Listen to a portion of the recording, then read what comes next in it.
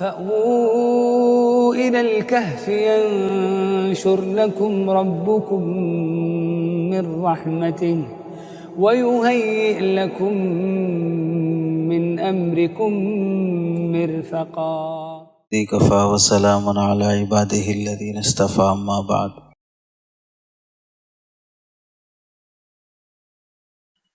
Trust اور committee میں موجود افراد سے متعلق چند انتظامی ذمہ داریاں ہوتی ہیں اور چند اخلاقی ذمہ داریاں ہوتی ہیں. مجھے آپ حضرات کے سامنے اخلاقی ذمہ داریوں سے متعلق کچھ باتیں عرض کرنی ہیں. پہلی ذمہ داری یہ ہے ہم سب لوگوں کی جو بھی خدمت دین میں لگے ہوئے ہیں وہ جو خدمت بھی اللہ تعالی ہم سے لے رہے ہیں اس خدمت کو سعادت سمجھیں. میں اس خدمت کے قابل نہیں تھا، اللہ نے اپنے کرم سے مجھے یہ موقع دیا ہے. خاندانی لحاظ سے دیکھ لو، مالی لحاظ سے دیکھ لو، صلاحیتوں کے لحاظ سے دیکھ لو، اخلاقی لحاظ سے دیکھ لو. ایسا نہیں ہے کہ میں کسی مدرسہ یا کسی مسجد کی خدمت کر رہا ہوں تو میرا خاندان پورے خاندانوں میں افضل ہے، اس واسطے مجھ سے اللہ نے مدرسے اور مسجد کی خدمت لی ہے. ایسا بھی نہیں ہے. پوری دنیا، پورے صوبے، پوری ریاست اور ڈسٹرکٹ کے مالداروں میں سب سے بڑا میں ہی ہوں، مجھ سے اللہ یہ خدمت لے رہے ہیں، مجھ سے بڑا کوئی ہے ہی نہیں ہے. ایسا بھی نہیں ہے کہ جو خدمت میں کر رہا ہوں پوری اپنی جیب سے ہی کر رہا ہوں، پبلک کا نہیں لے رہا ہوں، اس واسطے اللہ مجھ سے خدمت لے رہے ہیں.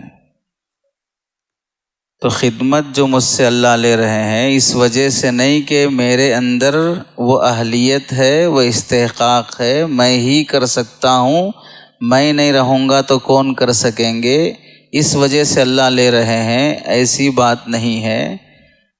میں جس پوسٹ پر ہوں اس سے بھی نیچے درجے کے پوسٹ کی اہلیت میرے اندر نہیں ہے، وہ اس کا کرم ہے جو مجھے نوازا ہے. تو جس خدمت میں ہم ہیں اس خدمت کو ہمیں سعادت سمجھنا چاہیے. آدمی جب سعادت سمجھتا ہے تو پھر اس خدمت کو اللہ کی طرف سے ملی ہوئی نعمت سمجھتا ہے، اور جب نعمت سمجھتا ہے تو پھر نعمت کا حق ادا کرنے کی کوشش بھی کرتا ہے اور نعمت کے چھن جانے کا ڈر بھی رہتا ہے. اور اگر نعمت نہیں سمجھا، سعادت نہیں سمجھا تو اللہ جس طرح نعمت دینا جانتے ہیں ویسے نعمت کا چھیننا بھی جانتے ہیں. عزت دینے والے اللہ ذلت بھی دینا جانتے ہیں. تو پہلی ذمہ داری ہماری یہ ہے کہ جو خدمت بھی اللہ ہم سے لے رہے ہیں اس کو ہم سعادت سمجھیں. سعادت سمجھنے سے خدمت اور مقام اور عہدے کا تصور نعمت کا ہو جاتا ہے. چونکہ ہم کو جو ذمہ داریاں ملی ہیں، ٹرسٹی احباب کو ہوں، کمیٹی کے ذمہ داروں کو ہوں، وہ انتظامی ہیں.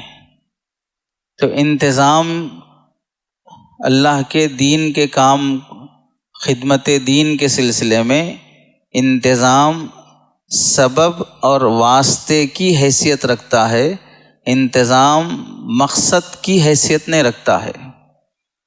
مثلا مسجد بنانا، مدرسے کی در و دیوار درست کرنا مقصد ہے یا اصل خدمت کے لیے ذریعہ ہے؟ اصل خدمت کے لیے ذریعہ ہے. در و دیوار بنانا مقصد نہیں ہے.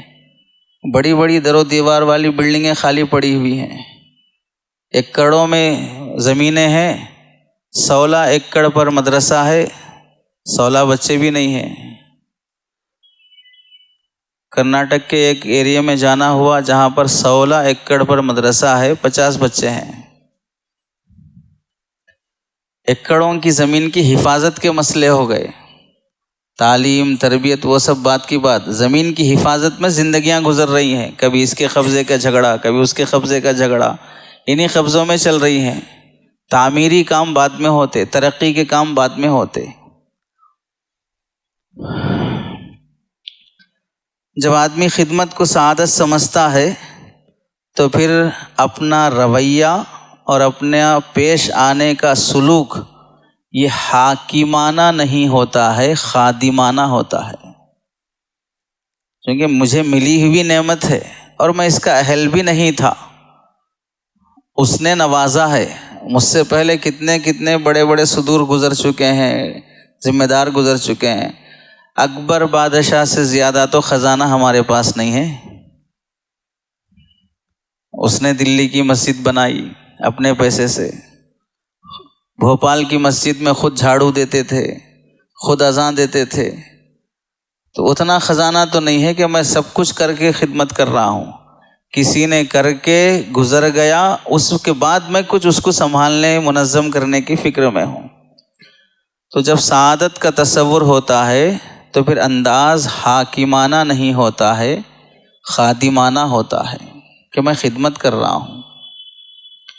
हज़रत शेख सादी रहमतुल्लाहि अलैह बहुत बेहतरीन नसीहत फरमाते हैं। गुलिस्तान के 8वें बाब में शुक्र खुदाई कुन के मुवफ़्फ़क़ शुदी बखैर, अल्लाह का शुक्र अदा करो, तुम्हें खैर का काम करने की तौफ़ीक़ बख्शा है। अल्लाह का शुक्र अदा करो, शुक्र खुदाई कुन के मुवफ़्फ़क़ शुदी बखैर, ज़ इनाम व फ़ज़ल ऊ न मुअत्तल गुज़ाश्तत। अल्लाह ने अपने इनाम से, अपने फ़ज़ल से तुम्हें महरूम नहीं रखा है। ये भी एक बड़ा इनाम है अल्लाह का कि अल्लाह ने आपको इस निस्बत की वजह से लोगों के दिलों में एहतराम पैदा किया है। मेरा नाम मसलन अहमदुल्लाह है, नफ्से अहमदुल्लाह की वजह से या फ़लाँ ज़ात की वजह से इज़्ज़त नहीं होती है। निस्बतें जुड़ी हुई हैं, मुफ्ती साहब हैं, हाफिज़ साहब हैं, आलिम साहब हैं, फ़लाँ मदरसे के हैं, फ़लाँ निस्बत से हैं। इन निस्बतों का एहतराम है, बस ज़ात का कोई एहतराम नहीं है।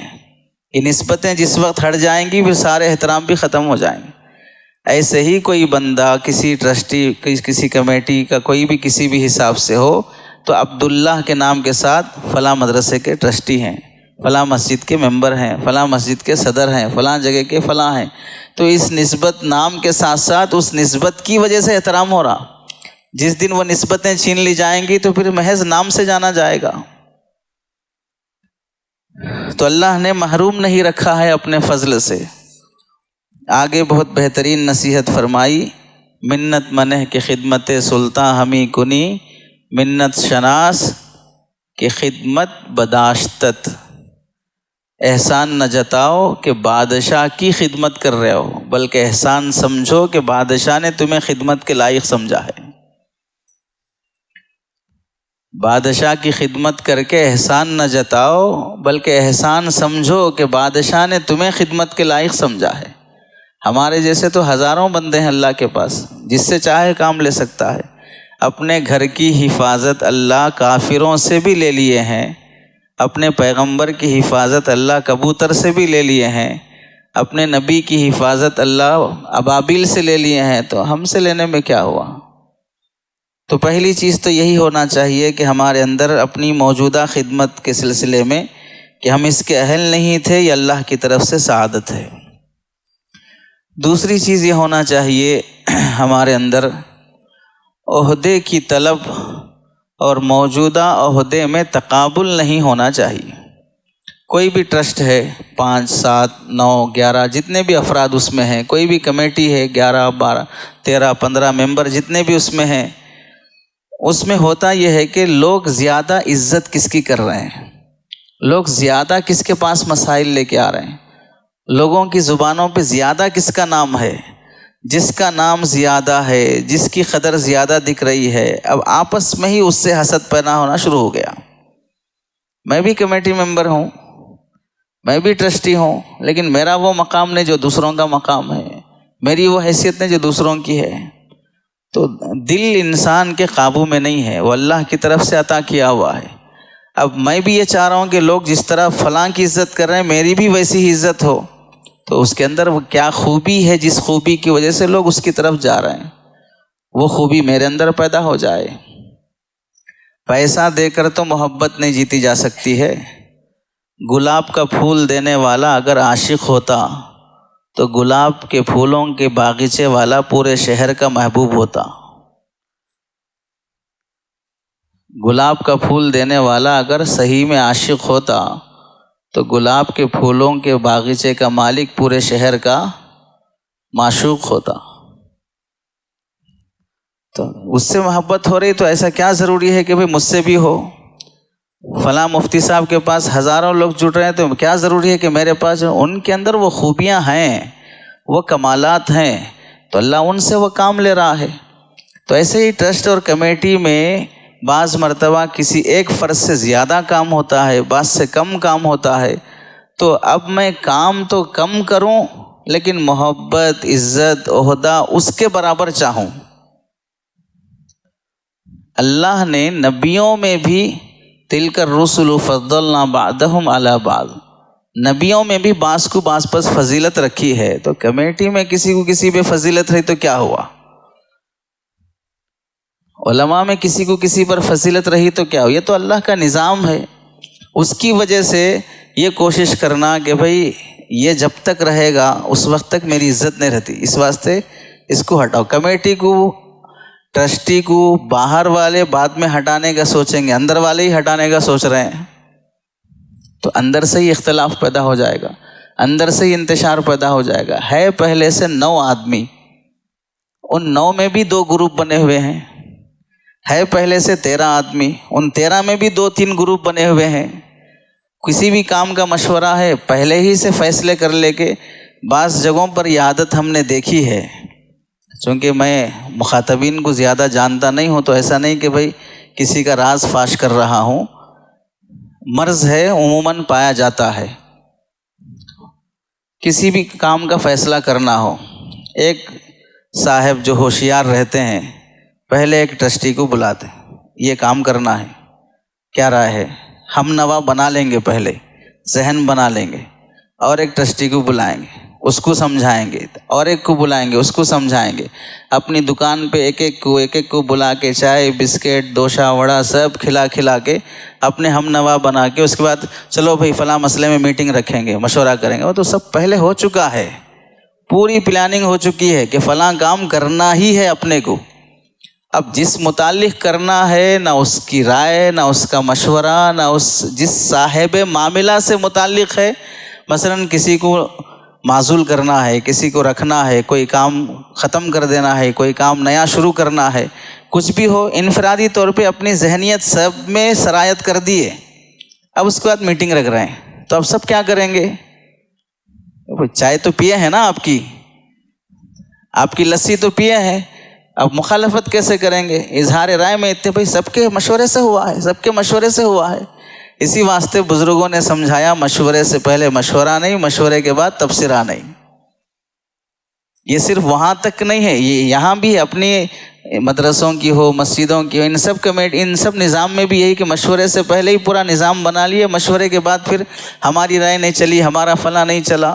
مشوروں کے موقع پر بھی یہ رہتا ہے کہ آدمی عہدے کا مطلب صرف یہ نہیں کہ مجھے صدر، نائب صدر، معتمد، سیکریٹری فلاں بنا دیا گیا، میری رائے کتنا چلتی ہے، یہ احساس بھی جاگتے رہنا خود عہدے کی طلب ہے.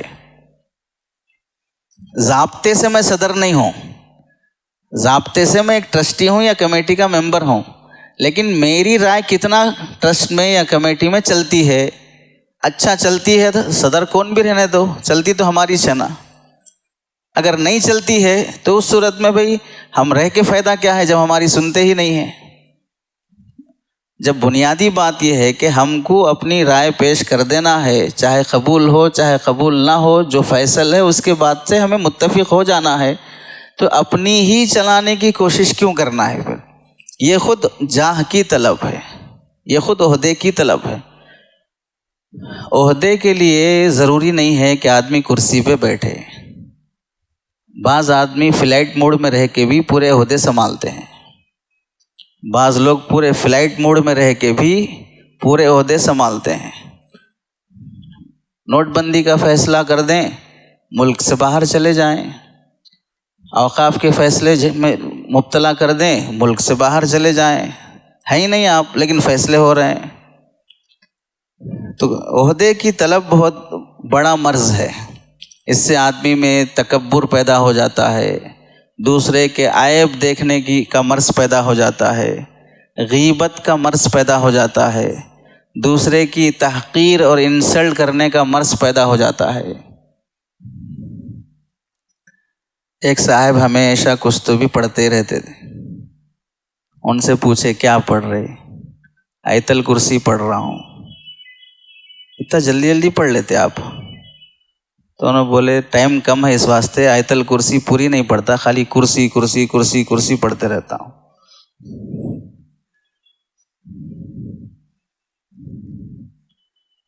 بعض لوگوں میں شوق کرسی کا ایسے رہتا، آیت الکرسی میں خالی کرسی پڑھتے رہتے.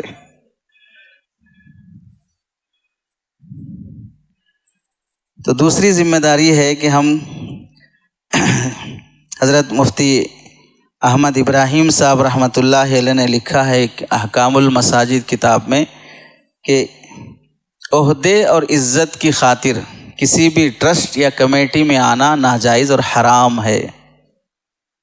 عہدے اور عزت کی خاطر کسی بھی ٹرسٹ یا کمیٹی میں آنا ناجائز اور حرام ہے، اور حرام کام کے ساتھ عزت نہیں ملتی ہے. تو دوسری ذمہ داری ہے کہ ہمارے اندر عہدے کی طلب نہ ہو. عہدہ مل جائے تو ہمیشہ ذمہ داری کا احساس ہو.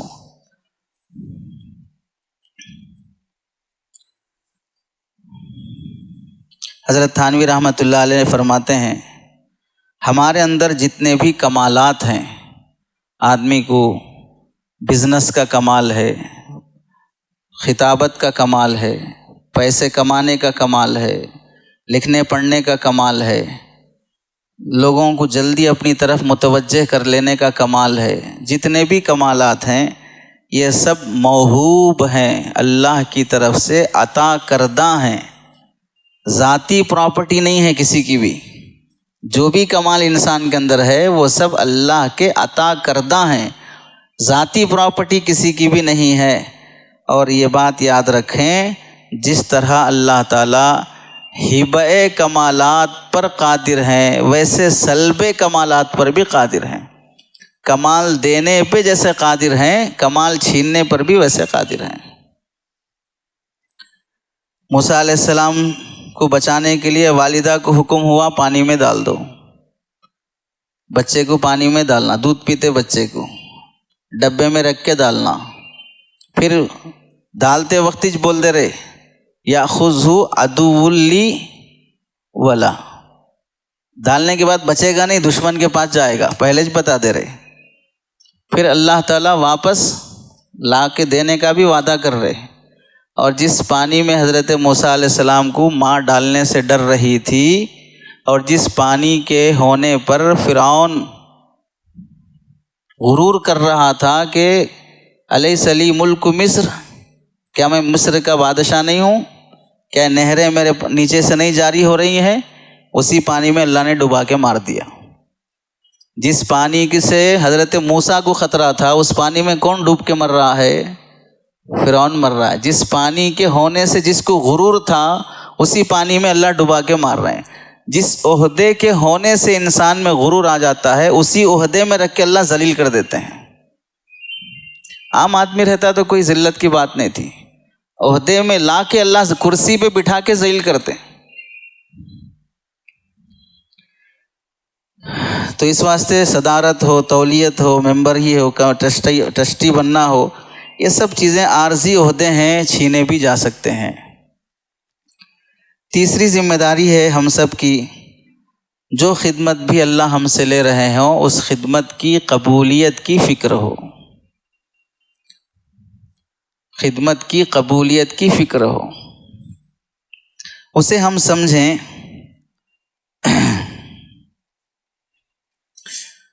ہم اللہ کا ولی اور دوست بننے کے لیے الگ سے کتنی عبادت کر رہے ہیں۔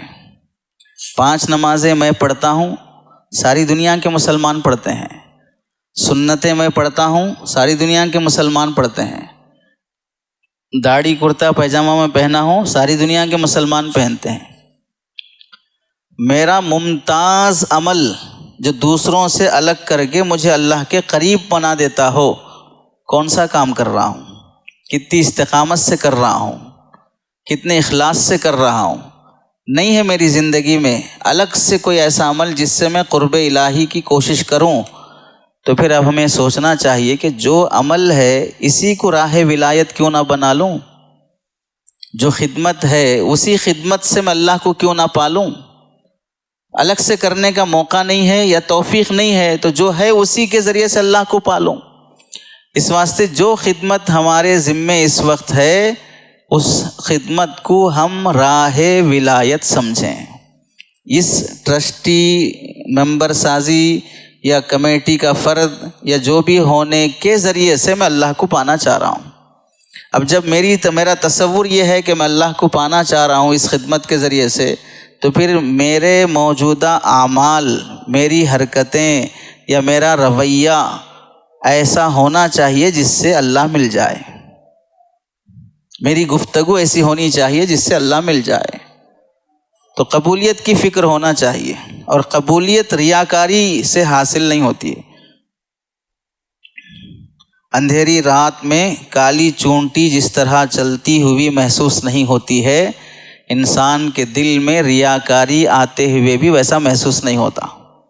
آدمی بولتا ہے میں دکھاوے کے لیے نہیں بول رہا ہوں، یہ خود ایک دعویٰ ہے کہ میں دکھاوے کے لیے نہیں بول رہا ہوں،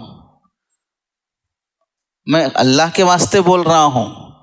وہ تو اللہ جانتا ہے کہ میں کس کے واسطے بول رہا ہوں۔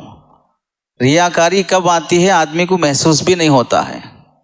اس لیے قبولیت کی فکر ہونا چاہیے۔ انما یتقبل اللہ من المتقین، ہمیشہ ڈرتے رہنے والوں سے اللہ قبول فرما لیتے ہیں۔ اس بات کا احساس رہنا کہ میں صحیح کر رہا ہوں کہ نہیں کر رہا ہوں، قبول ہوگا کہ نہیں ہوگا۔ تو قبولیت کی فکر والے کام کر کے بھی ڈرتے رہتے ہیں کہ میں صحیح نہیں کر رہا ہوں۔ قبولیت کی فکر والے احسان جتانے والا معاملہ نہیں کرتے ہیں، وہ دے کر یہ سمجھتے ہیں لے کر آپ نے احسان کیا ہے، وہ دے کر یہ سمجھتے ہیں کہ لے کر آپ نے مجھ پر احسان کیا ہے۔ قبولیت کی فکر والے دے کر احسان نہیں جتاتے کہ میں دیا ہوں آپ کو، میں چلا رہا ہوں پورا نظام، میرے دینے سے آپ کا گھر چل رہا ہے۔ قبولیت کی فکر والے یہ سوچتے نہیں ہیں۔ اور علماء نے لکھا ہے کہ اللہ تعالی ہمیشہ انہی لوگوں کا مال قبول کرتے ہیں جو لوگ اپنے مال کو اخلاص کے ساتھ خرچ کرنا چاہتے ہیں۔ دکھاوے اور احسان جتانے والوں کے مال کو اللہ تعالیٰ قبول نہیں کرتے ہیں۔ قبولیت کی فکر کے لیے اخلاص ضروری ہے، قبولیت کی فکر کے لیے اخلاص ضروری ہے، یعنی ہم جس کے لیے خرچ کر رہے ہیں ثواب اسی سے لینا ہے۔ ٹرسٹ ہے، کمیٹی ہے، جو کام کر رہے ہیں، یہ کام کا مقصد لوگوں سے تعریف سننا ہے یا اس کام کا مقصد اللہ کے پاس ثواب اور جنت پانا ہے؟ اس خدمت کا مقصد اللہ کے پاس جنت پانا ہے، ثواب پانا ہے، تو لوگوں کی تعریف اور لوگوں کے برائی کرنے سے کوئی فرق نہیں پڑے گا۔ اور اگر اس کام کے ذریعے سے تعریف چاہیے تو پھر اللہ کے پاس ثواب اور جنت کا کوئی وعدہ نہیں رہے گا، چونکہ اللہ تعالیٰ پارٹنرشپ نہیں چاہتے ہیں۔ مشہور واقعہ بھی ہے کہ اموی خاندان کے خلافت کے موقع پر مدائن کو جب فتح کرنا تھا تو مسلمہ بن عبد الملک بادشاہ قلعے کا محاصرہ کیا، کئی دنوں تک قلعے کا محاصرہ چلتا رہا۔ بالآخر کئی دن ہو گئے تو قلعے پر نقب لگا کر دھاوا بول کر اندر سے دروازہ کھولنا تھا، باہر سے اندر سے تیروں کی بارش ہو رہی ہے۔ ایک نوجوان ہمت کر کے اندر گیا، قلعے کا دروازہ کھولا، زخمی ہوا، قلعہ فتح ہوا، بادشاہ نے بلا کر اس کے بعد پوچھا بھئی کون ہے جو اس طرح کا ہمت کر کے جا کے پورا قلعہ کھولا ہے، جس کی وجہ سے مدین پورا شہر فتح ہو گیا، مدائن. کوئی ظاہر نہیں کر رہا ہے، جس کے ذریعے سے جنگ کا کایا پلٹ گیا ہے، وہ اپنا کارنامہ ظاہر نہیں کر رہا ہے. بار بار پوچھنے پر ایک نوجوان آیا، پھر اس کے بعد اس نے اس شرط پر اب ظاہر کرنا چاہا کہ میں جانتا ہوں وہ نوجوان جس نے یہ دروازہ کھولا ہے، جس سے جنگ کا کایا پلٹا ہے. شرط یہ ہے کہ آپ اس کا نام نہ پوچھیں، شرط یہ ہے کہ آپ اس کے قبیلے کا نام نہ پوچھیں، شرط یہ ہے کہ آپ اس کے لیے کوئی انعام نہ دیں، تو پھر میں بتاؤں گا. ٹھیک ہے بتاؤ. اس کے بعد خود اپنا نقاب ہٹایا اور کہا کہ میں ہی ہوں. آگے بڑھ گیا. اس اخلاص سے وہ اتنا متاثر ہوا کہ بادشاہ جب بھی دعا کرتا تھا یہ کہتا تھا اللہم اجعلنی مع صاحب النقب، اللہ کل قیامت کے دن اس نقب والے کے ساتھ میرا حشر فرمانا. نیکی کر دریا میں ڈال، اسے آج لوگوں نے مشہور کر دیا نیکی کر فیس بک پہ ڈال. یہ 3 ذمہ داریاں ہمارے سامنے آئی ہیں. چوتھی ذمہ داری ہے ہماری، ہم اپنے ساتھیوں کی اور ہمارے ساتھ کام کرنے والے خدمت گزاروں کا احترام کرنا.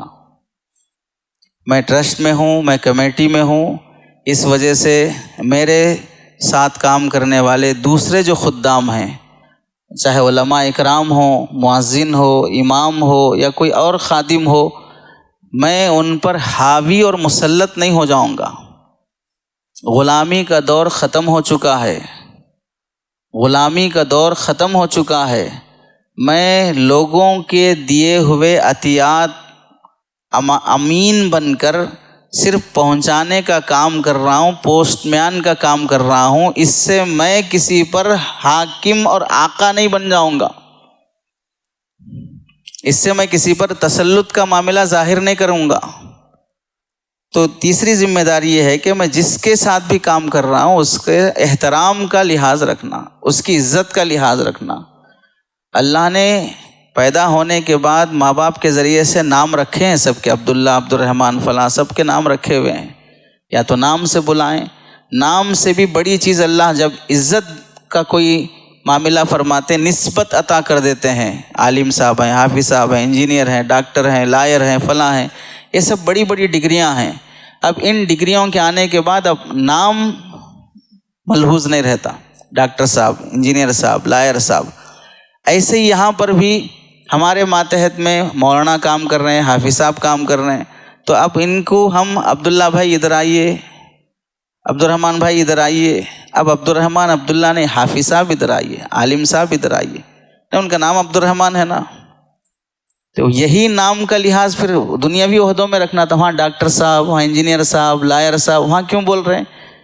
تو جیسا عہدہ ملنے کے بعد وہاں پر نام سے نہیں پکارتے، ویسے یہاں پر علماء، حفاظ، جو بھی دین کے خادم ہیں، ان کو بھی نام سے نہیں پکارا جائے گا.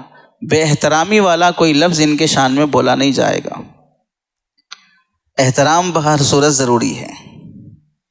بے احترامی کی 2 شکلیں ہوتی ہیں. ایک شکل یہ ہے ہمارے انداز گفتگو سے کسی کی انسلٹ کرنا. دوسری شکل یہ ہے کہ آدمی کو کام ہی ایسا دے دینا جس میں اس کی عزت نہیں رہتی.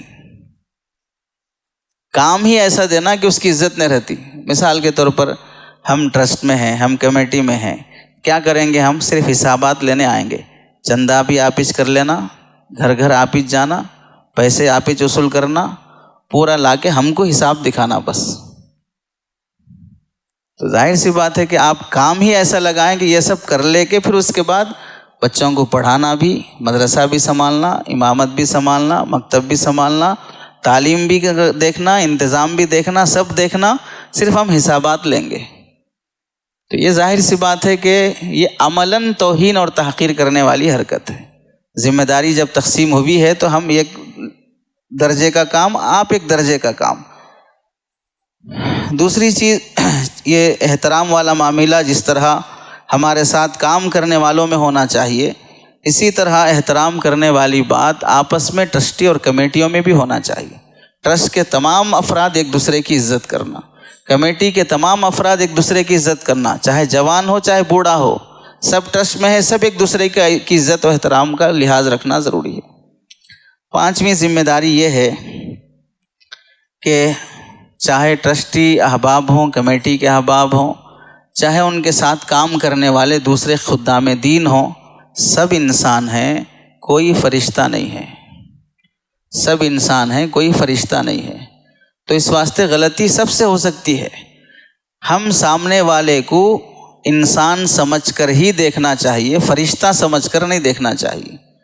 تو اس لیے جب غلطی ہوتی ہے تو اب غلطی اگر ہوگی تو اس سے انسلٹ کر دینا، جل معزول کر دینے کے فیصلے کر دینا، پبلک کے سامنے سوال جواب شروع کر دینا، پبلک کے سامنے ان سے ہوئی غلطی کے سلسلے میں وجوہات پوچھنا، اس طرح بے احترامی والا معاملہ نہیں ہونا چاہیے۔ خدمت دین کرنے والے احباب ٹرسٹی اور کمیٹی کے بھروسے پر ہمت سے کام کرتے ہیں۔ کچھ بھی معاملہ آیا، ہم ٹرسٹی احباب ہیں، کمیٹی کے احباب ہیں، ان سے بولو، وہ ذمہ دار ہیں، یہ ان کے حوالے کرتے ہیں۔ جب ان کے پاس کوئی مسئلہ آیا تو ہم وہ لوگوں کے سامنے بولے امام صاحب ویسے چھیں، مولانا ویسے چھیں، حافظ صاحب ویسے چھیں۔ تو جن کے بھروسے پر آپ تک بھیجا گیا ہے وہ خود اگر ان کی عزت احترام نہ کریں تو پبلک کیا کرے؟ تو اس واسطے عزت احترام کے ساتھ کسی کے عیب اور غلطی کو اچھالنے والا معاملہ نہیں رکھنا چاہیے۔ بے احترامی کی وجوہات چاہے کچھ بھی ہوں، ہمیں یہ سوچنا چاہیے کہ جن کے ساتھ ہمیں کام کرنے کا موقع ملا ہے اللہ تعالیٰ نے انہیں علم دین عطا کیا ہے، وہ علماء ہیں، وہ حفاظ ہیں، ان کے ساتھ نسبتیں جڑی ہوئی ہیں، اس واسطے ان کا احترام بہر صورت ہمیں ہونا چاہیے۔ قرآن غلط بھی پرنٹ ہو جائے تو بھی چھونے کے لیے وضو چاہیے، قرآن غلط بھی پرنٹ ہو جائے تو بھی چھونے کے لیے وضو چاہیے۔ پڑھنے کے لیے صحیح پرنٹ والا قرآن ہی ہوگا، لیکن چھونے کے لیے بہر صورت وضو چاہیے، چاہے غلط پرنٹ ہوا ہو۔ ایسے ہی بے عمل ہی کیوں نہ ہو، پھر بھی ان کے ساتھ احترام ضروری ہے۔ عالم ہونے کا مطلب ہے دعوی علم، دعوی عمل نہیں ہے۔ حضرت تھانوی فرماتے ہیں کوئی عالم ہونے کا دعویٰ کیا تو مطلب ہے کہ میں جاننے کا دعویٰ کر رہا ہوں، عمل کرنے کا میں دعویٰ نہیں کر رہا ہوں۔ تو میں اس نسبت سے احترام کروں گا کہ عالم ہے، علم کا دعویٰ کر رہا ہے، وہ اس کا احترام ہمیں ضروری ہے۔ عالم کا احترام بہر صورت علم کا احترام ہے۔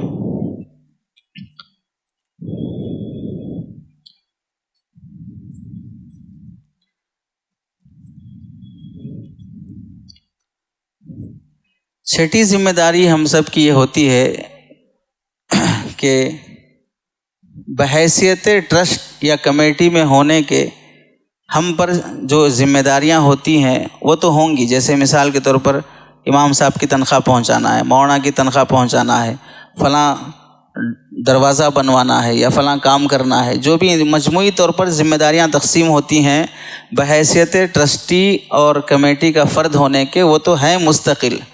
اس کے علاوہ میرے ساتھ کام کرنے والوں سے میرا اخلاقی اور پرسنل تعلق کیسا ہے، انفرادی تعلق، بحیثیت صدر، بحیثیت ممبر وہ الگ مسئلہ ہے۔ آپ کی ذاتی لحاظ سے فلاں خادم دین سے آپ کا اخلاقی تعلق کیسے ہے۔ حضرت عمر رضی اللہ تعالیٰ عنہ کا ایک تعلق پبلک سے، عوام سے، امیر المؤمنین ہونے کا، وہ الگ معاملہ ہے۔ حضرت عمر رضی اللہ تعالیٰ عنہ کا ایک تعلق صحابی رسول ہونے کا پبلک کے ساتھ کیسا تھا، امیر المومنین ہونے کا تعلق کیسا تھا، صحابی رسول ہونے کا تعلق کیسا تھا، صدر ہونے کے لحاظ سے کیسا تعلق ہے، ایک عام مسلمان ہونے کے لحاظ سے میرا فلاں عالم دین سے، فلاں حافظ صاحب سے کیسا تعلق ہے۔ تو اس میں اس بات کا لحاظ رہنا چاہیے خدام دین کی انفرادی خدمت کی بھی کوشش ہو، خدام دین کی انفرادی خدمت کی بھی کوشش ہو۔ امیر المومنین کے ذمے نہیں ہے رات میں غلام کو لے کے پورے بستی کا گشت کر کے پھر فلاں خیمے میں ڈلیوری کی آوازیں آ رہی ہیں، اپنی گھر والی کو لے کے جا کے اس خیمے میں اپنی گھر والی کو بٹھا کے اس گاؤں دیہاتی آدمی کے ساتھ بیٹھ کے دلجوئی کر کے رات کی نیند قربان کر کے لے کے جانا، یہ امیر المومنین کے ذمے نہیں ہے، یہ انفرادی تعلق تھا ان کا، اپنی رعایا اور اپنی قوم سے انفرادی تعلق تھا۔ تو ہر ذمہ دار کا اپنے ساتھ کام کرنے والے خادموں سے انفرادی تعلق ہونا چاہیے۔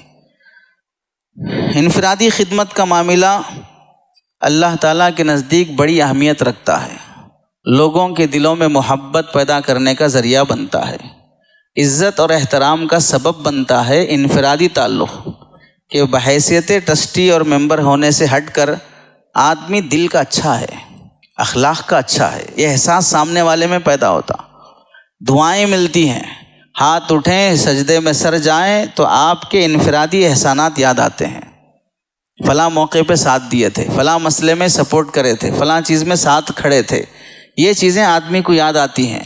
ہمیشہ تعلق اور دین ہمیشہ گھر میں ہو، سوسائٹی میں ہو، معاشرے میں ہو، کمیٹی میں ہو، حدود سے محبت پیدا نہیں ہوتی ہے، حقوق سے محبت پیدا ہوتی ہے۔ میری لمٹ یہ ہے بھائی، اس سے آگے نہیں آتا میں، اس سے محبت نہیں ہوتی ہے۔ آپ کا رائٹ ہے، آپ کا حق ہے بھائی، اس واسطے آ رہا ہوں میں، میری لمٹ اتنی ہے، اس واسطے میں نہیں آ رہا ہوں، ٹھیک ہے مت آئیے۔ پھر محبت کی بھی امید نہ رکھیں۔ لوگ ملاقات کر کے بولتے نا خصوصی دعاؤں میں یاد رکھیں، خصوصی دعا کے لیے خصوصی تعلق بھی ہونا، نام بھی نہیں معلوم، کام بھی نہیں معلوم، خاندان بھی نہیں معلوم، اخلاق بھی نہیں معلوم، خاص دعا میں یاد رکھنے واسطے کون سی خصوصیت ہے بول کے یاد رکھیں۔ خصوصی دعا کے لیے خصوصی تعلق ضروری ہے، خصوصی تعلق کے بغیر کوئی خصوصی دعا نہیں ہوتی۔ عمومی دعا میں چاہتے سب لوگ، خصوصی دعا میں کوئی بھی نہیں آتا جب تک کہ خصوصی تعلق نہ ہو۔ شمس الدین التمش رحمۃ اللہ علیہ جو ہندوستان کے حکمرانوں میں سے گزرے ہیں، ان کے متعلق شیخ جلال الدین تبریزی رحمۃ اللہ علیہ لکھتے ہیں کہ ان کے حالات میں ایسا تھا کہ ہر جمعہ کی رات غریب اور بوڑھی لوگوں کے مکانات پر جاتے اور ان کے گھروں میں پانی بھرتے، گھر کی صفائی کرتے۔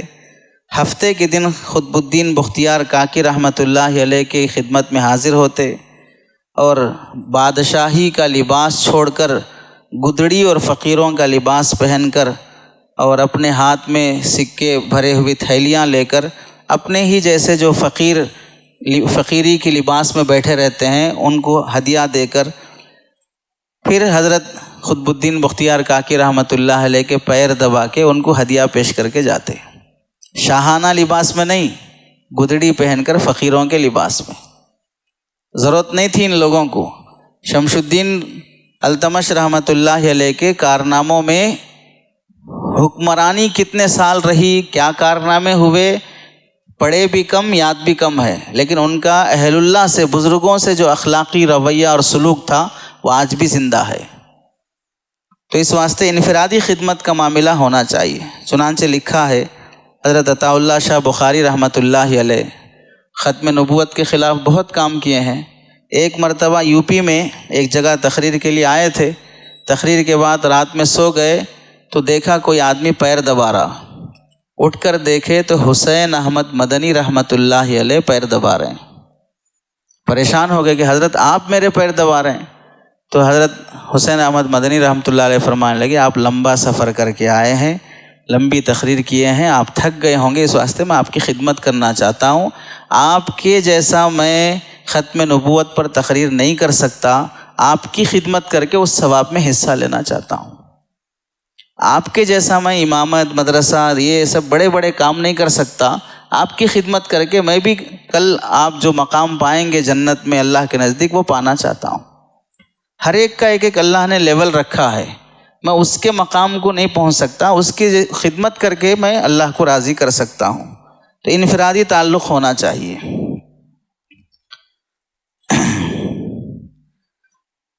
8ویں بات یہ ہے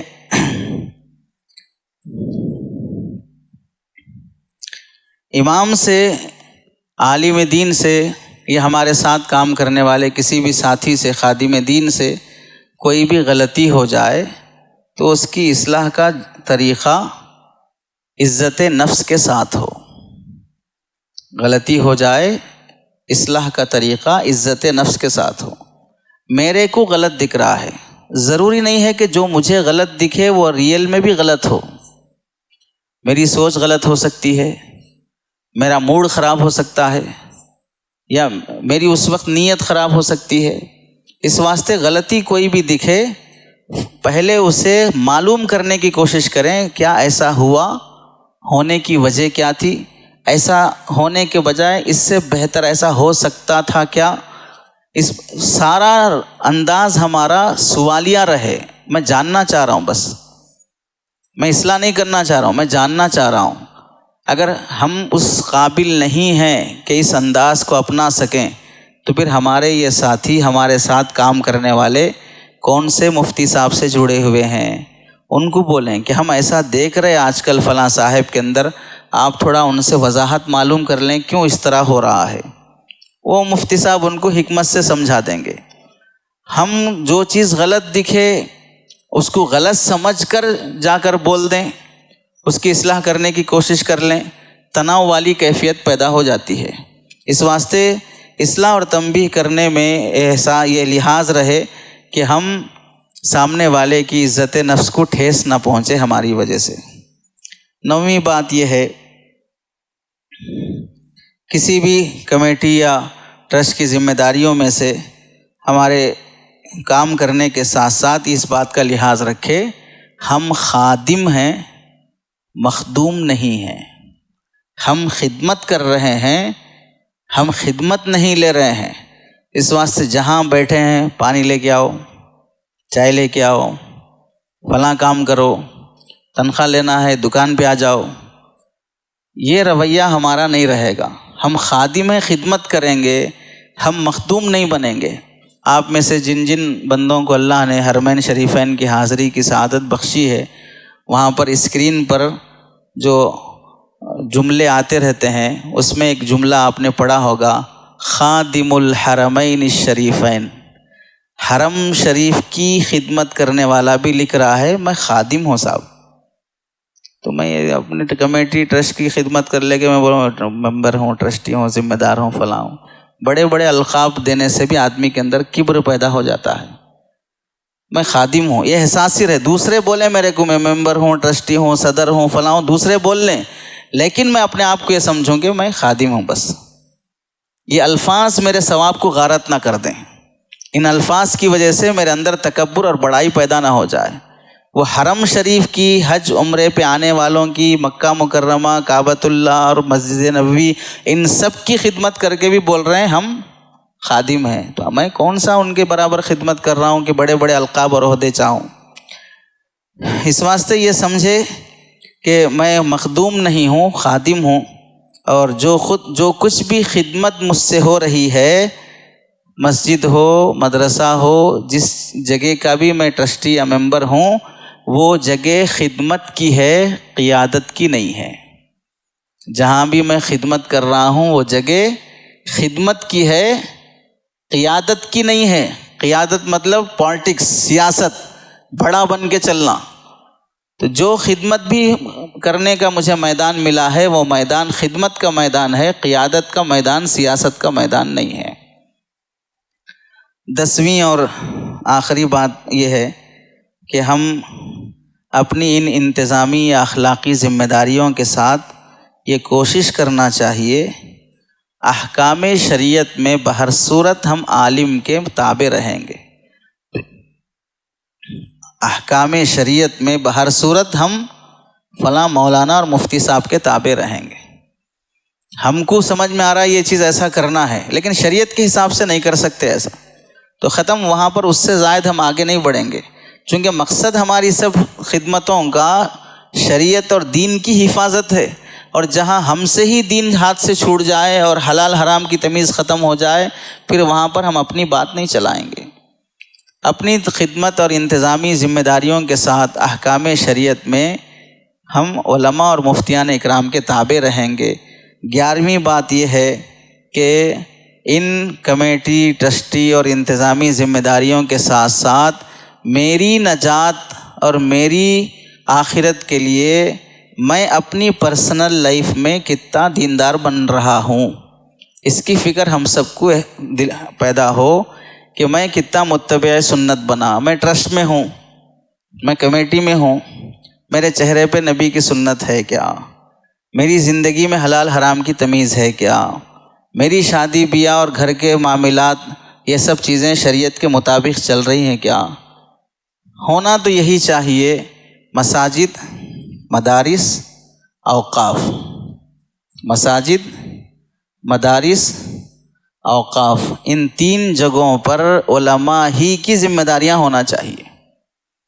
یہ تینوں جگہیں خدمت دین، اشاعت دین، حفاظت دین کے بڑے بڑے میدان اور قلعے ہیں۔ انہی جگہوں پر دین کی حفاظت ہوتی، دین کی اشاعت ہوتی، اور دین کی حفاظت اور اشاعت کے اسباب ہیں یہ۔ میں نااہل اس کا اہل نہیں تھا۔ احکام ہی نے، اوقاف کے حکام کتنا جانتا ہوں میں، مسجد کے حکام کتنا جانتا ہوں میں، مدارس کے حکام کتنا جانتا ہوں میں، پھر بھی اللہ نے رکھا ہے مجھے انتظام میں، تو مجھے چاہیے کہ میں شریعت کے تابع رہوں، اور دوسرا میں خود اپنی زندگی میں شریعت کو لاگو کرنے کی کوشش کروں۔ میرے ذریعے سے ایک بڑا مدرسہ چل رہا ہے، میرے ذریعے سے ایک بڑی مسجد چل رہی ہے، میرے ذریعے سے ایک بڑا ٹرسٹ اور رفاہی کام کا ادارہ چل رہا ہے، لیکن حال یہ ہے کہ میرا بیٹا خود شراب کا عادی ہے، میرے گھر میں منکرات ہیں، میرے گھر میں شرعی پردہ نہیں ہے، میرے کمائی میں حلال حرام کی تمیز نہیں ہے، تو ظاہر سی بات ہے کہ پھر کیا میری یہ خدمت مجھے بچا لے گی؟ تو اپنی پرسنل لائف میں بھی ہم شریعت کے پابند رہنے کی کوشش کریں۔ اس کے لیے علماء سے جیسے آپ جڑے ہوئے ہیں، مفتی صاحب سے مستقل جڑے رہنا، بدگمان نہ ہونا، کسی بھی معاملے میں جلدی ٹوٹ نہیں جانا، بیزار نہیں ہو جانا، صبر اور تحمل سے چلتے رہنا۔ اللہ سے دعا ہے کہ اللہ تعالی ہم سب کو عمل کی توفیق نصیب فرمائے۔ آمین وآخر دعوانا الحمدللہ رب العالمین۔